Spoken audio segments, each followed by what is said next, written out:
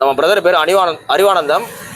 மயிலாடுதுறையில மணல்மேடு அப்படின்ற ஏரியாவில் வர்றாப்புல. இவரு பார்த்தீங்கன்னா இன்ஸ்டாகிராம் ஃபாலோவர் தான், ஆரம்பத்தில் சேனல் வாட்ச் பண்றாரு. இவருக்கு பார்த்தீங்கன்னா ரொம்ப பெஸ்டான offer. 2024 Bajaj Pulsar 220F 6000 kilometre ஓடுனா ப்ளூடூத் லேட்டஸ்ட் ஸ்டிக்கரு 150 விலைக்கு வெறும் 1,20,000 கொடுத்துருக்கோமா?